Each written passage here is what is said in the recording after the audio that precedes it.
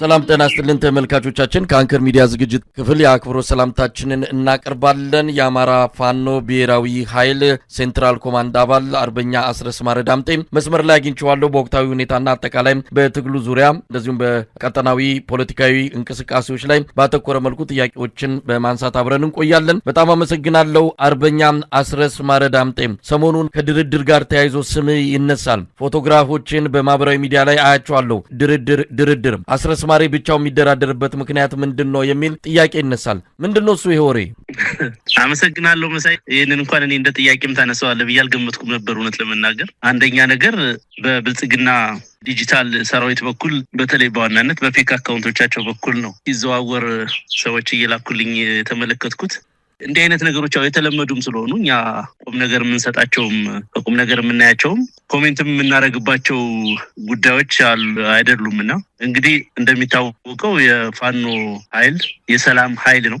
ሰላሙን መብቱን ተነፍጎ ጠመንጃ ያነሳ ኃይል ነው። እኔን ጨምሮ ብዙዎች ፋኖ አመራሮች አርማዎችን፣ መፈክሮችን፣ ሰላማዊ ጥያቄዎችን ይዘን በበርካታ ኢትዮጵያ ከተሞች አደባባዮችን ስናጥለቀልቅ የኖር ወጣቶች ነን። አገዛዙ አረመኔያዊ መንገድ የሚከተል በመሆኑ ሁሉንም የሰላም ጥያቄዎቻችንን ሁሉንም የሰላም አማራጮች በማፈኑ ወይም በሌላ አነጋገር ሰላማዊ ትግል በሚባለው ሙሉ በሙሉ ተሸንፎ ጠመንጃ ያነሳ ያፈረ አረመኔ አገዛዝ ከመሆኑ ባሻገር ወደ ተሟላ የዘር ማጥፋት ጦርነት ወደ ተሟላ የሽብር ተግባር በመሸጋገሩ ምክንያት ህዝባችንን ከህልውና አደጋ ለማዳን ቆርጠን የገባንበት ትግል ነው። በዚህ ትግል ውስጥ የሚደረግ የአማራን ህዝብ ጥያቄ ከማስመለስ በመለስ የሚደረግ ድርድርም ሆነ ውይይት እጅ መስጠት እንጂ ድርድር ሊባል አይችልም። ብዙ ጊዜ እኛም እንደምንናገረው ሌሎችም እንደሚናገሩት ጦርነት የፖለቲካ ጥያቄህን ማስፈጸሚያ መሳሪያ እንደሆነ ይታወቃል። የምንዋጋው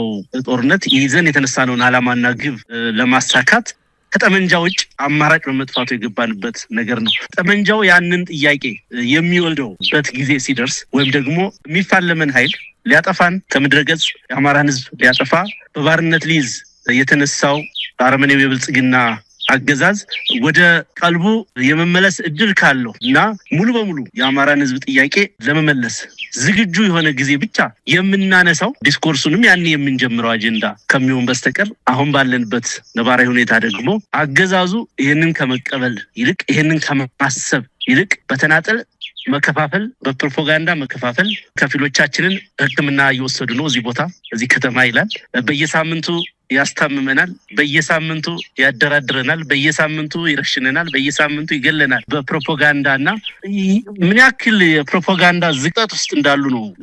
አስረስየንን ጥያቄ ያለ ምክንያት አላነሳውትም እንዳልከው ለአስተያየትም ለምላሽም የሚበቃ ነው ብዬ አይደለም። ነገር ግን ዘመኑ የቴክኖሎጂ ነው፣ የመረጃ ዘመን ነው። እናንተ ይሄንን የሉና ተጋድሎ በመታደርጉበት ጊዜ ይሄ አጠቃላይ በቴክኖሎጂ በመገናኛ ቴክኖሎጂ ዓለም የደረሰበት ትግሉን በአንድም ይሁን በሌላ ተጽዕኖ መፍጠሩ አይቀርም። ብልጽግና በሚሊዮን የሚቆጠሩ ፌክ አካውንቶችን በመፈብረክ በዚህ ላይ ያተኮረ ስልጠና በመስጠት ከፍተኛ በጀት በመመደብ እንዲህ አይነቱን ሐሰተኛ መረጃዎችን ይሄ በአርቲፊሻል ኢንተለጀንስን በመጠቀም ፌክ አካውንቶችን፣ ፌክ ምስሎችን፣ ፌክ ድምጾችን እንደነዚህ አይነት ነገሮች ወደ ትግሉ ይዞ መጥቷል። ይሄንን እንዴት ነው እንደው መቋቋም የሚቻለው? በተወሰነ ደረጃ በዚህ ታጥበው የሚወሰዱ የእውነት መስሏቸው ሊቀበሉ የሚሞክሩ እንዳሉ ይታወቃል። ግን እናንተ በዚህ ዘመን ላይ መጣጣችኋል። እንደያኔው አይነት አይደለም፣ እንደያኔው ዘመን ትግል አይደለም። አሁን ይሄንንም ራሱ የምትቋቋሙበት ይሄንንም በተወሰነ ደረጃ የምትከላከሉበት ነገር ሊኖር ይገባል ብዬ አምናለሁ። ለሁሉ መልስ መስጠት የለባችሁም፣ ግን የሆነ ስትራቴጂ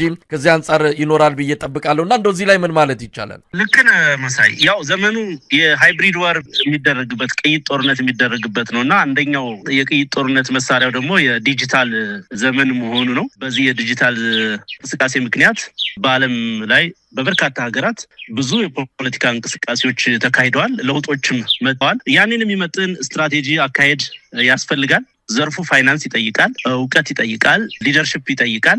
ብዙ ነገሮችን እየተሞከሩ ነው ያሉት እስካሁን። በዋናነት የፓብሊክ ኮንሺየስነሱን ከፍ ለማድረግ እስካሁን ድረስ እየተጠቀምነው ያለ ነው እንዳነሳው ላይ አገዛዙን ባህሪ ነው። አገዛዙ ተሳስቶ እንኳን እንደው አልፎ እንኳን እውነት ስለማይናገር ሀቅ ስለማይናገር በአገዛዙ መስመር ያለውን የፕሮፓጋንዳ ቡድን ህዝቡን ማያዳምጥም። በሌላ በኩል እኛም በህዝቡ መሃል ያለን መሆናችን ለጠላቶቻችን መራር ሀቅ ለኛ ደግሞ በኩራት የምናደርገው እንቅስቃሴ ስለሆነ በሰራዊቱና በህዝቡ መሃል ያለ መሆናችንን የምንታገልለት ህዝብ የሚሞትልን የምንሞትለት ህዝብ ስለሚያቅ በእሱ ነገር ኮንፊደንስ አለን። ነገር ግን እንዳነሳው ቀላል አይደለም። የሚፈጥረው ውዥንብር የሚያመጣው ነገር ቀላል ስላልሆነ ለመከላከል እንግዲህ በዚህ አጋጣሚ በዘርፉ የተሻለ አቅም ያላቸው ጊዜም ያላቸው ይሄ ትግል ይመለከተናል የሚሉ ከተራ አሉባልታ በመውጣት ከርስ በርስ ስድድብ ፍረጃ በመውጣት እንዲህ አይነት ጉዳዮች ላይ እንዲህ አይነት የአገዛዙን የፕሮፓጋንዳ እንቅስቃሴ የሚያከሽፍና አጀንዳ የሚሰጥ ስራ ላይ ቢሰማሩ በበርካታ አቅም ያላቸው ልጆች በርካታ አቅም ያላቸው የትግሉ ደጋፊዎች እንዳሉ ይታወቃሉ። ነገር ግን በተደራጀ መንገድ እንዲህ አይነት ነገሮችን መስራት እንዲችሉ በእኛ በኩል እስካሁን የሞካከርናቸው ነገሮች አሉ። ወደፊት እኛም በተደራጀ ሁኔታ ስምሪት ለመስጠት እንሞክራለን። ነገር ግን በራሳቸው ብዙ ጊዜ ይሄ ስራ መልካም ፈቃደኝነትን ውስጣዊ ፍላጎትንም ስለሚጠይቅ ያንን መሰረት ባደረገ መንገድ እንደቀላል ሳይዩት ሳይናቅ ስራዎች ሊሰሩበት ይገባል እላለሁ። እንግዲህ የብልጽግና ባለስልጣናት ወታደራዊውም ፖለቲካ ባለስልጣናትም ውሎ አዳራቸው ቲክቶክ ላይ ፌስቡክ ላይ ነው። እውነት ለመናገር እንደዚህ አይነት አስተዳደርም ታይቶም ተሰምቶም ማያውቅም። ፌስቡክ ላይና ቲክቶክ ላይ ነው የፖለቲካው ሙቀት እየለኩ አንዳንድ ጊዜም ውሳኔ የሚወስኑትና እነሱ መንደር መሄድ ይገባል። አንዳንዴ ዛም ሄዶ በተደራጀ ሁኔታ ማሳፈር ይገባል። ቆርጦ ቀጥል ዜናዎችን ቆርጦ ቀጥል ምስሎችን እያመጡ ህዝብን የሚያደናግሩበትና ብዙ ነገሮችን እያደረጉ ነው ያሉት። ከፍተኛ በጀት ነው በነገራችን ላይ የተበጀተው በአለም ዙሪያ እስከ 1 ሚሊዮን ዲጂታል ሰራዊት እንዳሰማሩም የሚጠበቅ ነው። በቀጥታ በነዳንኤል ክብረትና በኢንፎርሜሽን ቴክኖሎጂ ኢንስቲትዩት አማካይነት በለጠ ሞላ በሚመራው መስሪያ ቤት አማካይነት የተደራጁ ሰዎች የሚመራቸው 1 ሚሊዮን የዲጂታል ሰራዊት አባላት እንዳሉ ይታወቃልና ህብረተሰቡ ጥንቃቄ ማድረግ ይገባዋል። ለማንኛውም አስረስ ሌላ ነገር ደግሞ እየተነሳ ነው። እንደው እናንተ በአማራ ክልል ነው የምንታገለው የአማራ ክልል ላይ ነው የቤዛችንም የጦር እንቅስቃሴያችንም የሚል ነገር በተደጋጋሚ ታነሳላችሁ። አሁን ግን በተለያዩ የኦሮሞ ተወላጅ ሚዲያዎች የኦሮሞ ጽንፈኛ ፖለቲከኞች እንዲሁም በራሱ በብልጽግና ሰዎች የሚነሳ ነገር አለ። ምዕራብ ሸዋ ላይ ታይታችኋል። እዛ ሄዳችሁ የኦሮሞ ተወላጆች ላይ ጥቃት መሰንዘራችሁን፣ አሁን ደግሞ ወደ አርሲ ምስራቅ አርሲ ሄዳችሁ የኢትዮጵያ ኦርቶዶክስ ተዋሕዶ ቤተክርስቲያን እምነት ተከታዮች ላይ ሌሎች ላይም ጥቃት መሰንዘራችሁን ከሸኔ ጋር ሆናችሁ የሚገልጽ ሪፖርት ከኢትዮጵያ የሃይማኖት ተቋማት ጉባኤ ሰሞኑን ሰምተናል። እንደው ከአማራ ክልል ውጪ በየቦታው አላችሁ ማለት ነው ወይስ ከሸኔ ጋር የወዳጅነት ውጊያ ልታደርጉ ነው አርሲ ላይ ተገናኛችሁ? ወል እንግዲህ የጥያቄ ይሄን ሐሳብ ለሚያመጡት በተለይ የቤተ ክህነት ሰዎች ነን ብለው በእምነት ካባ የንጹሃን ሰማዕታትን ፍትህ ያመጣሉ ተብለው የሚጠበቁ በቤተ ክርስቲያኗ ሙዳየ ምጽዋት ለተከርሳቸውን የሚሞሉ የሃይማኖት ተኩላዎች እንዲህ አይነት ሸፍጥ እንዲህ አይነት ክደት ውስጥ መግባታቸው በእጅጉ የሚያሳዝን ነገር ነው። እኔ አንዳንዴ ምን አስባለሁ አብይ አህመድ እዚህ ሀገር ላይ መሪ ሆኖ ባይቀጥል ነው የሚገርመው። ምክንያቱም እንዲህ አይነት ሰዎች አይተን እንደሆነ ከተለያዩ ዘርፎች ሰዎችን ሰብስቧል። ከቤተ ክህነት አካባቢ እነ ዳንኤል ክብረትን ወስዷል። ከሆነ ቦታ እንደዚህ የሆኑትን ሰዎች ወስዷል። እስልምና እምነት ተቋማት የሆኑት ተሰሚነት ያላቸውን ወስዷል። እዚህ ዩኒቨርሲቲዎችና ምሁራንን ከሚሉት ደግሞ ራሱ አብይ በአስተከለላቸው ጥርስ እየሳቁ በአማራ ህዝብ ላይ የተፈጸመ ያለውን ጄኖሳይድ የሚቀልዱበት እንደነዳኛቸው አይነቶችን ወስዷል እና እንደነኛ አይነት ሰዎችን አጠራቅሞ ነው አብይ ስልጣን ላይ የቆየውና ራሱ አብይን ብቻ ሳይሆን ከጀርባው ያሉ ሰዎችም አረመኔ መሆናቸው በእርግጥም የሽብር ተግባርም በጣም በርካሽ ነገር በህዝባቸው በአገራቸው ላይ የጨከኑ መሆናቸውን በግልጽ የሚያመላክት ነገር ነው። ምንም መገለጫ ሊኖረው አይችልም። አንድ በኩል የሚያስገርመው ነገር መንግስት ነኝ የሚል አካል የዜጎችን ደህንነት ወጥቶ የመግባት ሰርቶ የመኖር የመንቀሳቀስ መብታቸውን ማስጠበቅ በጣም ዝቅተኛው ትንሹ አንድን መንግስት ነው ብለህ ልትጠራው የሚያስችለው አንደኛውና ትንሹ ግዴታው ይሄ ነው። ነገር ግን ይሄን ግዴታ መወጣት እንደማይችል መወጣት አይደለም ያ እንዳይፈጸምም የበኩሉን ድርሻ የሚወጣ አገዛዝ መሆኑ ከመነሻው የተረጋገጠ ጉዳይ ነው። ገና አብይ ስልጣን ላይ በወጣ ማግስት ነው አዲስ አበባ ወጣቶችን የጨፈጨፈው። ከዛም ቡራዩ ሲያስጨፈጭፍ የነበረው አዲስ አበባ ዙሪያ ከዛ በኋላ የነበረው ምስቅልቅል የፈሰሰው ደም በኢትዮጵያ ታሪክ አይደለም በዓለም ታሪክ በርስ በርስ ጦርነት በእንደዚህ አይነት መንገድ በመንግስት መር ጥፋት ተፈጽሞ የማይታወቅ ድርጊት ነው ሲያደርግ የነበረውና አሁን ላይ በዛ ነገር መከላከል እንደማይችል መልስ መስጠት እንደማይችል አውቆታልና እነዚህ አጣሪ የተባሉትም ሰዎች ሌሎቹም አካላት የሆነ ነገር በተከሰተ ቁጥር ተመርጠው በአብይ አህመድ አገዛዝ ላይ ነፍጥ ያነሱ ኃይሎች ተመርጠው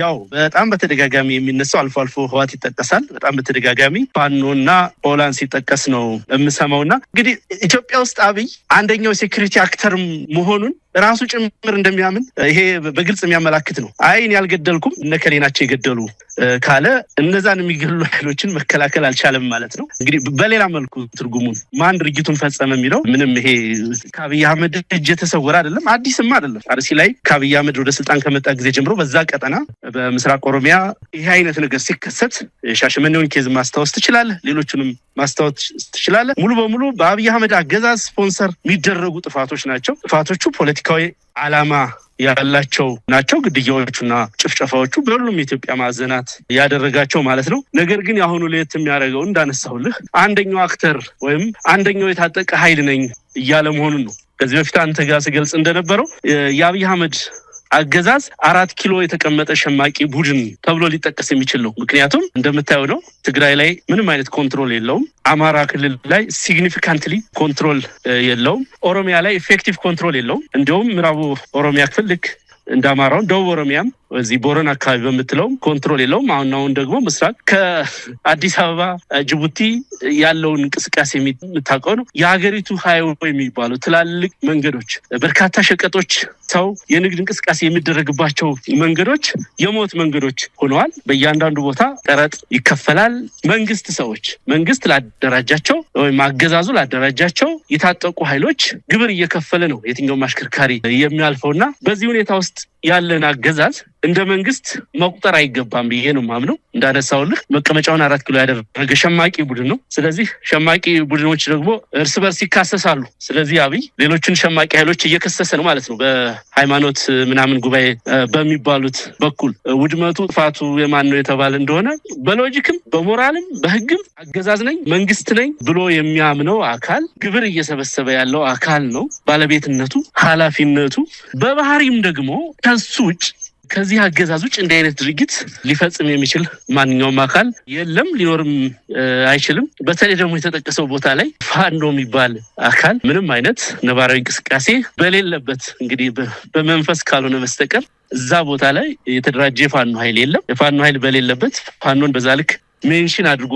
መገለጹ አሳፋሪነታቸውን ዝቅጠታቸው በጣም የሚያሳዝነው ለምእመኑ አንገት የሚያስደፋው ይሄንን ንግግር የሚያደርጉት ይሄንን መግለጫ የሚሰጡት ልብሰ ተክህኖ የለበሱ መስቀል ያደረጉ ነጠላ ያጣፉ ሰዎች መሆናቸው ደግሞ በጣም ከፍተኛ ምጸት ከፍተኛ ምሬት ነው በሞቱት ነፍሶች ላይ በሰው ልጆች ላይ በዚህ ደረጃ ለፖለቲካ ዓላማ ለተራ በጣም ለርካሽ ነገር ብሎ መጨከን ቃል ያለንበትን ደረጃ የሚያሳይ ነው። አገዛዙ ከዚህ በላይ እድሜ የሚኖረው ከሆነ እዚህ ሀገር ላይ ምን ሊከሰት እንደሚችል በግልጽ የሚያመላክት ነገር መሆኑን ነው የተረዳው። እንግዲህ አርበኛ አስረስ ሌላው የሚነሳው ነገር ከሰሞኑ ባለፈው ሳምንት ውስጥ ነው አብይ አህመድ ጎንደርና ባህር ዳር ደርሶ ተመልሷል። ፋኖች የት ሄደው ነው በዚህ ደረጃ አብይ አህመድ ባህር ዳርና ጎንደር ላይ የተመላለሰው ብለው ፋኖችን የበላ ጅብ አልጮሃል ያሉ ጥያቄ ሲያነሱ ነበር። ከሁሉም አስገራሚ የሆነው ደግሞ አብይ አህመድ እነዚህ ሁለቱ ከተሞች ደርሶ በመምጣቱ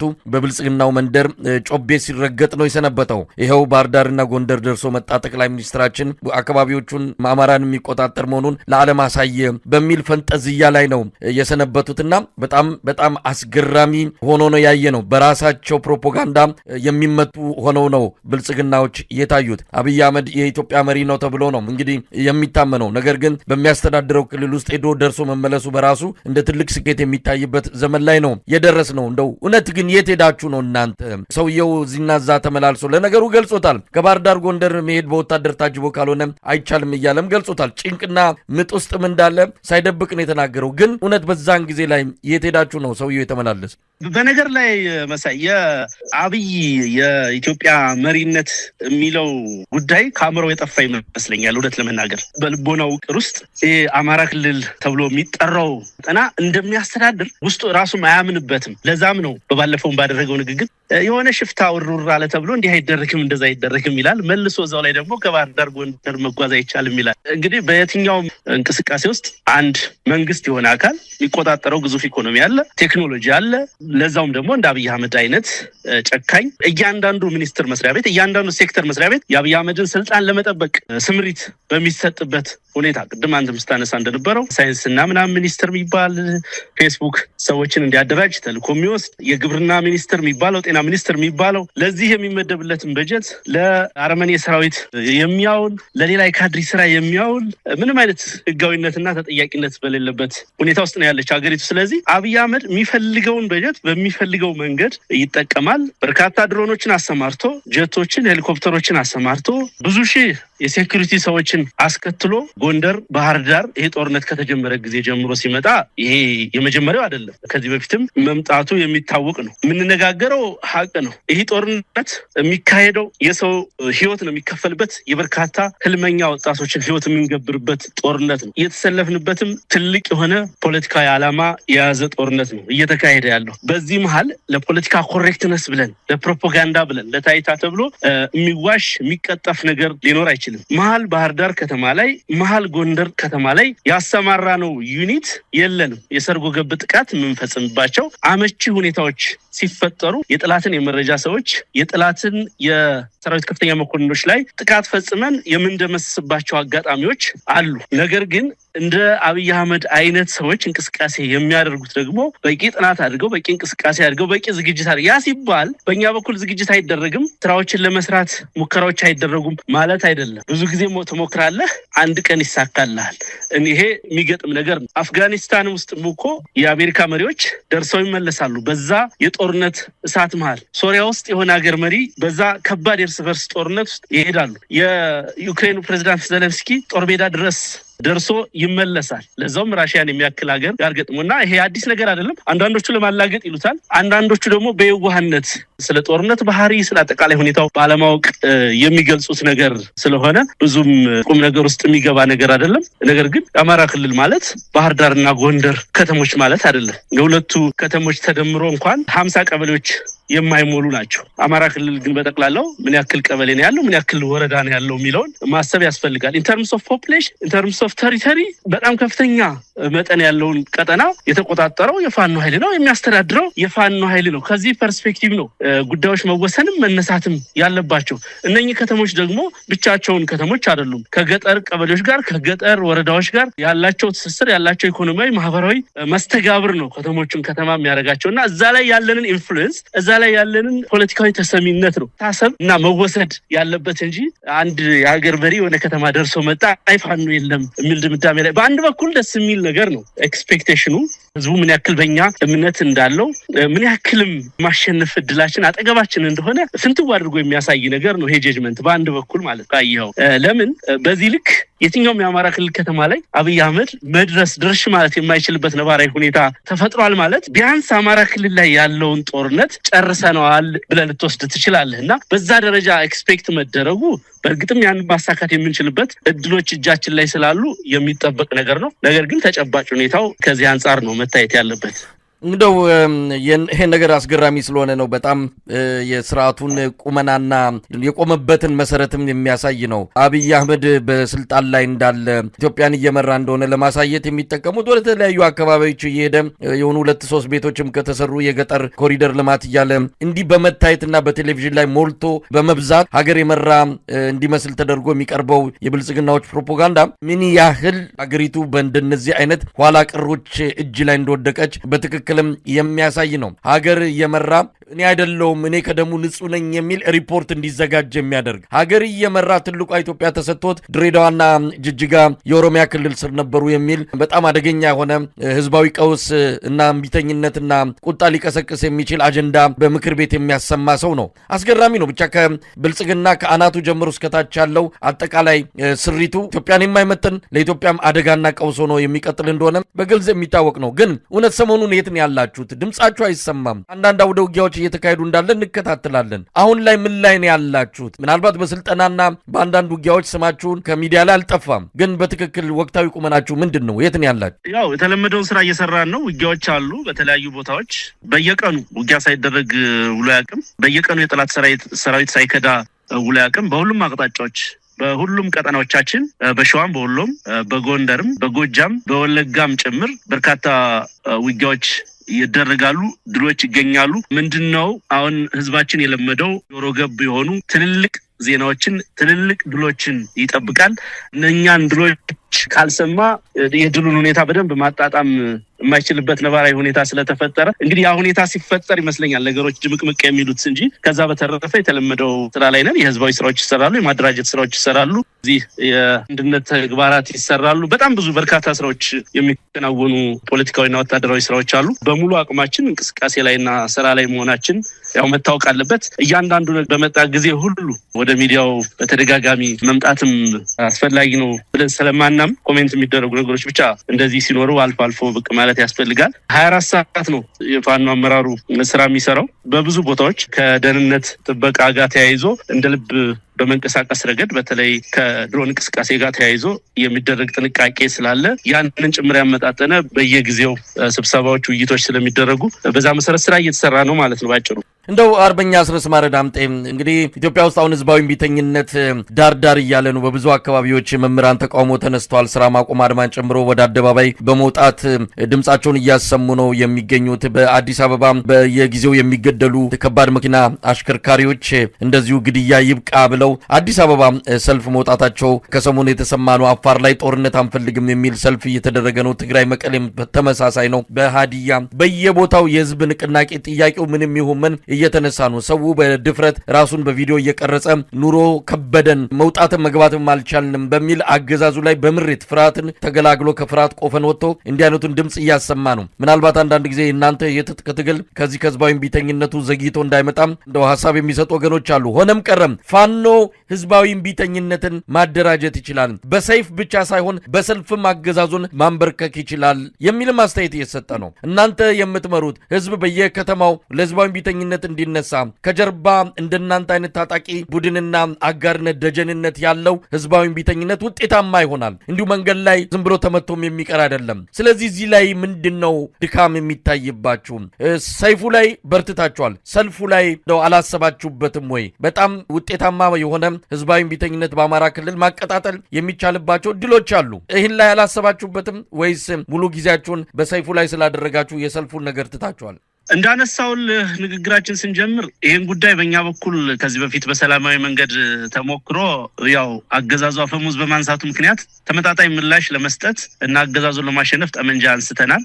ጠመንጃ ይዘን እየመራን ባለንበት ሁኔታ ውስጥ ሆነን ደግሞ እንዲህ አይነት የሰልፍ እንቅስቃሴዎችን መምራት በብዙ ምክንያት አስቸጋሪ ነው ብለን ነው የምናምነው። ስለዚህ ራሱን የቻለ ንቅናቄ አንድ ወቅት ጀምረ ነው የነበረው የቀኝ የወጣቶች ንቅናቄ የሚባል አደረጃጀት ለመፍጠር ሙከራ ተደርጓል። በእኔ እምነት በግል አስተያየቴ ግን እንዲህ አይነት እንቅስቃሴዎችን ሌሎች የተደራጁ የፖለቲካ ኃይሎች እንደው ለወጉም ቢሆን ብዙ ፓርቲዎች አሉ መግለጫ ሲያወጡ የምናያቸው በምርጫ ቦርድ ተመዝግበናል የሚሉ ነገም ለምርጫ ሊመጡ የሚችሉ ፓርቲዎች አሉ። አዳዲስ ፓርቲዎች እነሱ ይሄንን እንቅስቃሴ ቢመሩት ቢያስተባብሩት የተሻለ ውጤት ሊያመጣ ይችላል ብዬ አስባለሁ። ታጥያቄም እንደተረዳሁት በብዙ የኢትዮጵያ አካባቢዎች በደቡብም በኦሮሚያ ክልልም በሌላውም በብዙ የኢትዮጵያ አካባቢዎች እንዲህ አይነት ንቅናቄዎች አሉ። ንቅናቄዎቹ እውነት ለመናገር እንደውም ጊዜያቸውን የጠበቁ አይደሉም፣ እጅግ የዘገዩ ናቸው ብዬ ነው በእኔ በኩል ማምነው።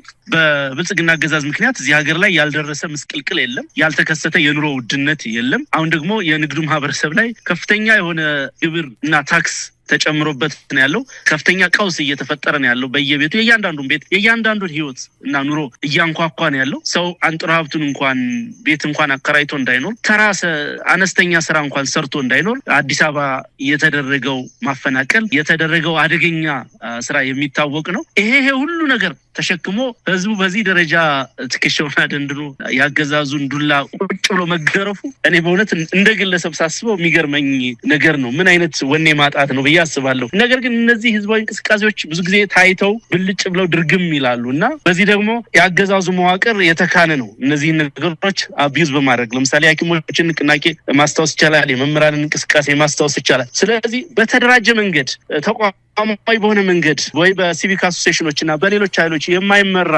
ህዝባዊ ንቅናቄ ውጤት ያመጣል ብዬ ነው በግሌ አላምንም ሁሉን ነገር ደግሞ በፋኖ ማዕቀፍ ስር መጠርነፍ ትንሽ አስቸጋሪ ነው ብዬ ማምናለሁ በግሌ ይህ ትግል የህልውና ትግል ነው ይህ ትግል የአማራ ህዝብ ትግል ነው ከዛም አልፎ የመላው ኢትዮጵያውያን ትግል ነው ብዬ ነው ማምነው ሁሉም በየድርሻው ሁሉም በየጠጠር ሊወረውርበት ድርሻውን ታሪካዊ ኃላፊነቱን ሊወጣበት የሚገባ ትግል እንደመሆኑ መጠን ሁሉን ነገርኛ ከመንሸከመው እንደየነባራዊ ሁኔታው እንደያመችነቱ እንደያካባቢው ተጨባጭ ሁኔታ ነገሮች መታየት አለባቸው ብዬ አስባለሁ እኔ ለምሳሌ ብጠቅስልህ ከዚህ በኋላ ባህር ዳር ላይ የባህር ዳርን ወጣት ሰላማዊ ሰልፍ አድርግ ብለህ ብትጠራው መጀመሪያ ክላሽ መታጠቅ ነው የሚያስቀድመው አይቶታል በጣም ደጋግሞ አገዛዙን በዚህ መንገድ ጠይቋል በዛ መንገድ ሲጠይቅ የተሰጠው ምላሽ የሚታወቅ ነው ለዛም ነው ዛሬ በባህር ዳር ዙሪያ ያሉ ብርጌዶቻችን ያኔ ባነር ይዘው ያኔ ጥያቄ አንስተው አደባባዩን ያጥለቀለቁ ወጣቶች ናቸው ዛሬ ብሬን ስናይፐር ድሽቃ ታጥቀው ሞርተር ታጥቀው አገዛዙን እየተፋለሙ ያሉት ቀሪዎቹ ወንድሞቻቸው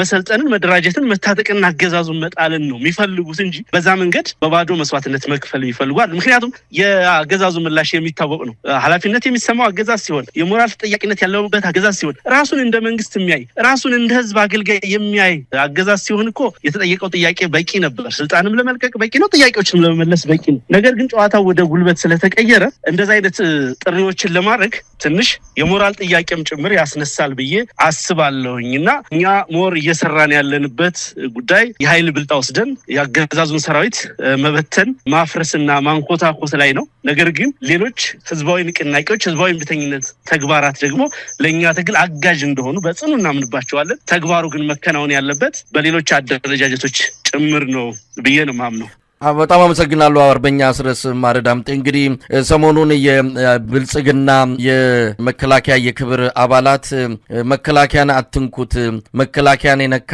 ኢትዮጵያን የነካ ነው በመከላከያና ባይናችን ቀልድ የለም አይነት ሰፊ ዘመቻ ጀምረዋል ይሄ ዘመቻ የመጣው በፊት የነበራቸው ቅስቀሳና ትርክት አብይ አህመድ ለኢትዮጵያ የተሰጠ ጸጋ ነው እሱን አትንኩት የሚል ነበር ያ ብዙም ያስኬዳቸው አይመስልም አሁን ጫውታውን ቀየሩና ዜማውን ቀይረው ዜማውን ውጣው መከላከያን አትንኩት አይነት ነገር ነው እንግዲህ መከላከያን አትንኩት በውስጡ ያለው መልእክት አብይን አትንኩት ብርሃኑ ጁላን አትንኩት እንደሆነ ግልጽ በሆነ መልኩ የሚታወቅ ጉዳይ ነው ሰሞኑን አብይ አህመድ እነዚህን የብልጽግና የሚዲያ ሚሊሻዎችን ሰብስቦ ነበር ተበልጣቸዋል ነው በጽንፈኛ ሚዲያዎች በጽንፈኛ የሶሻል ሚዲያ አርበኞች ተበልጣቸዋል ስለዚህ ከፍተኛ በጀት ተመድቦ ጠንካራ ስራ መስራት ይገባቸዋል የሚል ትዕዛዝ እንደሰጠ ማንኛውም አይነት እንቅስቃሴ በተደራጀ ሁኔታ እንዲካሄድ የዩኒቨርሲቲ ፕሮፌሰሮችን ጨምሮ ከ100,000 እስከ 140,000 ብር በየወሩ እየተከፈላቸው እነዚህን ሚዲያዎች እንዲያማክሩና ሐሳብ በመስጠት የተደራጀ የሶሻል ሚዲያና የሜንስትሪም ሚዲያ ካምፔኖችና አጠቃላይ እንቅስቃሴዎች እንዲደረጉ ትዕዛዝ መስጠቱን የሰማ ነው እነዚህ ሰዎች አሁን በቀጣይ ይመጣሉ መከላከያን የነካ ኢትዮጵያን የነካ የሚል ዜማና ግጥም ሰርተው ሊያቀነቅኑ ተዘጋጅተዋል እንዴት ታዩታላችሁ መከላከያን የነካ ኢትዮጵያን የነካ የሚል ነገር ነው እንግዲህ የአብይ አህመድ የመከላከያ ክብር አባላት እያሰሙን ያሉ እንግዲህ የነሱ ኢትዮጵያና የኛ ኢትዮጵያ የተለያዩ መሆን አለባቸው በኔ እምነትና የኛ ኢትዮጵያ ህዝቧን የምታከብር ዳር ድንበሯን በሰራዊቷ የምትጠብቅ የህዝብን ጥያቄ የሚመልስ መንግስት ላትናት የነሱ ኢትዮጵያ ማለት ደግሞ አብይ አህመድ ማለት ነው እንግዲህ በኔ እምነት አሁን በመትለው መንገድ ከሆነ መከላከያን የነካ ኢትዮጵያን የነካ የሚለው አባባል ሊሰራ የሚችለው ምናልባት ከዘመናት በፊት ያኔ የኢትዮጵያ መከላከያ ካራማራ ላይ የዚያድ ባሬን ወራሪ በተዋጋበት ዘመን በተለያዩ ቦታዎች የሚፈጸምበትን ትንኮሳ በተከላከለበት ዘመን ናቅፋ ላይ ምጽዋ ላይ ሀገር ጥበቃ ብሔራዊ ልዕልናውን ጥበቃ ቀይ ባህርን ጥበቃ በተሰዋበት ዘመን ሀገርን ከመፍረስ ለመታደግ ዋጋ በከፈለበት ዘመን ይሄ መዝሙር ያባባል ሊሰራ ይችላል የነበረ ነው አሁን ግን ያ ነገር ታሪክ ሆኗል ዛሬ ያሉት የመከላከያ አመራሮች ዛሬ ያለው የመከላከያ ሰራዊት የሽብር ተግባር የሚፈጽም የሽብር ተቋም ነው የአብይ አህመድ የግል ንብረት ነው የብልጽግና የፖለቲካ መሳሪያ ነው መከላከያው እየተማረከ ያለው ጠረፍ ላይ አይደለም መከላከያው እየተማረከ ያለው ዳር ድንበር ሲጠብቅ አይደለም መከላከያው እየተማረከ ያለው እየተመታ ያለው እየፈረሰ ያለው ባዋጅ በህገ መንግስት የተሰጠውን ተልእኮ እየፈጸመ አይደለም ይልቁንም የራሱን ህዝብ ግብር ከፍሎ የሚያኖረውን ህዝብ ዋዳ ውስጥ ቤት ውስጥ በመግባት ሴት ልጆቹን የገበሬውን ሴት ልጆች እየደፈረ ያርሶ አደር ሚስቶችን እየደፈረ በድሮን የራሱን ማህበረሰብ እየጨፈጨፈ ስላለ ነው መከላከያው በቂ ምላሽ በፋኖ በኩል እየተሰጠው በየቦታው እየበተን ነው ያለ ነው ፎርዛት ማተር እያንዳንዱ የተማረከ የመከላከያ አባል በየመንደራችን መጥቶ ጭምር ነው የተገደለው ይሄንን ስምሪት የሚሰጠው ደግሞ አብይ አህመድ ነው ስለዚህ መከላከያን መንካት አይቻልም የሚል ጥያቄ የሚያነሳ ሰው ይሄንን ጥያቄ ማቅረብ ያለበት መከላከያውን ለውርደት መከላከያውን ለብተና መከላከያውን ለሞት መከላከያውን ለመፍረስ እየዳረገው ያለውን አብይ አህመድን ነው ይሄን ጥያቄ መጠየቅ ያለበት ይሄንን ፕሮፓጋንዳ ሊሰሩ ያሰቡ የሚዲያ ሰዎች የመጀመሪያ አድሬስ ማድረግ ያለባቸው መልእክታቸውን ለአብይ አህመድ ነው ምክንያቱም እንዳነሳሁት ለብሔራዊ ተልእኮ የሚደራጅን ሰራዊት ለግሉ የቅዠት ፍላጎት አገር ውስጥ ያለውን የፖለቲካ ኃይል ደፍቆ በተለይ አማራን ህዝብ ደግሞ በባርነት ይዞ የዚህ የምስራቅ አፍሪካ ሱፐር ፓወር ለመሆን ደግሞ የሀገር ውስጥ አልበቃ ብሎት በውጮቹ በጎረቤቶች ላይ ጭምር እያመጸ እንደረባሽ እየሆነ ዛሬ ኢትዮጵያን በሁሉም አቅጣጫ ከበባ ውስጥ ያስገባ የፖለቲካም ፍልስፍናም የወታደራዊ ዕውቀትም ድንቅ የሆነ ግለሰብን ነው ይሄን ጥያቄ መጠየቅ ያለባቸው እርግጥ ነው መከላከያ ተብሎ ስሙ በጉልህ ሊጠራና ሊከበር የሚችለው የኢትዮጵያን መለዮ ስለለበሰ ብቻ አይደለም ኢትዮጵያዊነትን ስለተላበሰ ጭምር ነው ያ ስም ሊሰጠው የሚችለው ነገር ግን አንዳችም እንደ አይነት ነገር አታይባቸው የመከላከያ አመራር የምትላቸው ጀነራሎች የምትላቸው አክቲቪስቶች ናቸው እንግዲህ በሳምንት በቀን በየሚዲያው እየወጡ በየዩቲዩብ እየወጡ አንዳንዶቹም በግል ሶሻል ሚዲያ በከፈቱ ጭምር በተለያዩ ሀገራት ላይ ሲዝቱ ሲፎክሩ አንዳንዱ ሀገር ላይ እኮ የአንድ ሀገር መከላከያ ኤታማዦር ሹም በዚህ ልክ የሚናገረው ንግግር የአንድ ሀገር ጀነራል የሚያወራው ንግግር እኮ ትልቅ አጀንዳ ነው መሰለኝ ትልቅ አጀንዳ ሆኖ አናሊሲስ ተሰርቶበት ለዛ ካውንተር ፕሮፓጋንዳ የሚሰራበት የጦርነት ዝግጅት ሁሉ የሚደረግበት ሁኔታ ነው ነገር ግን የኛዎቹ እንግዲህ የውጭም ኃይል ለመዳቸው መሰለኝ አሁን ላይ እንደውሻ ነው የሚጮሁት እና ንቋቸው ነው የሚያልፍ ጎረቤቶቻቸው ጭምር ንቀዋቸው ረስተዋቸዋል አይ ቲንክ እና መልስ መስጠትም ሰልችቷቸው በጅምላ አንዳንዴ በጅምላ የሳምንቱን የምናምን ደምረው መልስ ይሰጧቸዋል አይደለም በሀገር ደረጃ ያሉት እኛ እንኳን በዛ ደረጃ ያልደረስነው ለነሱ መልስ መስጠት እስከሚያሰለቸን ድረስ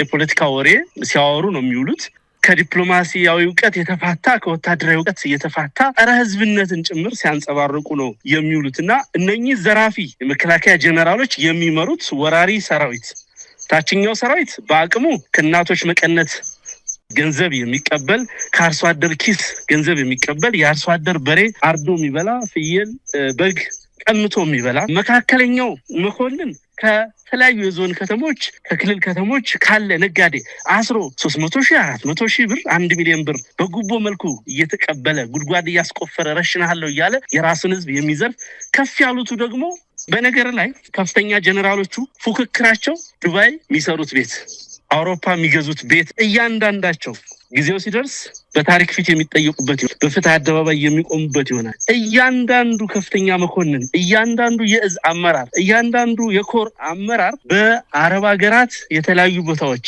በዋናነት ዱባይ ላይ ቤት ለመስራት ነው ሽቅድምድሙ ቤተሰቡን እዛ ያሸሸ ያስቀመጠ ያለ ጀነራል ነው በደሃ ልጅ ደም በደሃ ገበሬ ልጅ ደም የሚቀልድ መኮንን ነው እንግዲህ እነዚህ ሰዎች መከላከያ የሚል ግዙፍ ስም ሰጠው ሊያንቆለጳጵሱ የሚሞክሩት ይሄ መከላከያ ነኝ የሚል አካል ከዚህ በኋላ ባለበት ቁመና እዚህ ሀገር ላይ በአቅሙ ልክ በቁመናው ልክ ቆየ ማለት የኢትዮጵያን የመፍረስ ዕድል በከፍተኛ ሁኔታ ስለሚጨምረው የኢትዮጵያን መኖር የሚፈልግ የኢትዮጵያን ታሪክ የሚፈልግ የኢትዮጵያን ቀጣይነት የሚፈልግ ሰላም የሚፈልግ አካል ይሄ መከላከያ በቀዳሚነት መፍረስ እንዳለበት በጽኑ መስራት አለበት ይሄንንም ምለው ለአንድ ሀገር ህልውና መከላከያ የሚያስፈልግ መሆኑን አጥቻው አይደለም ይሄንንም ምለው ይሄ መከላከያ የብልጽግና ዘበኛ እንጂ የኢትዮጵያ ዘበኛ አለመሆኑን በተግባር ስላየሁት በተደጋጋሚም ህዝቡ ያረጋገጠው ጉዳይ ስለሆነ ነው። አብይ አህመድ ስልጣን ላይ ከወጣ ጊዜ ጀምሮ አሁን ያለው የመከላከያ ኃይል አንድም ቀን ለኢትዮጵያ ብሔራዊ አጀንዳ ደሙን አላፈሰሰም። አንድም ቀን ለኢትዮጵያ ብሔራዊ አጀንዳ አንድም ነገር አድርጎ አያውቅም። ሁሉንም ጦርነቶች ያደረገው፣ ሁሉንም ውርደቶች የተከናነበው፣ ሁሉንም ምርኮኞቹን ያስረከበው፣ መሳሪያውንም ያስረከበው ለአብይ አህመድ የቅጀት ስልጣን በሚል ምክንያት ነው። ለአብይ አህመድ አውራነት በሚል ምክንያት ነው። ስለዚህ ይህ ኃይል ከዚህ ተልኮ የማይፋታ እንዲሆን ያደረገው ደግሞ አመራሩ ጀነራሎቹም ሌሎችም ከፍተኛ አመራሮች ከፍተኛ የሆነ የሀብት ዝርፊያ ፉክክር ሽሚያ ውስጥ በመሆናቸው ያንን ብሔራዊ ስሜታቸውን ሊያዳምጡበት የሚችሉትን እድል አጥተዋል። አንዳንዶቹ ዘመናትን ከ30 ዓመት በላይ 40 ዓመት በአመራርነት በወታደራዊ ተቋም ውስጥ የቆዩ ቢሆኑም በቅርብ ጊዜ ያዩት ነገር አጠቃላይ የገንዘብ እንቅስቃሴው በርዟቸውም ጭምር ይመስላል ሙሉ በሙሉ ወታደርነት የሚለው ከአእምሯቸው ላይ ጠፍቶባቸዋል።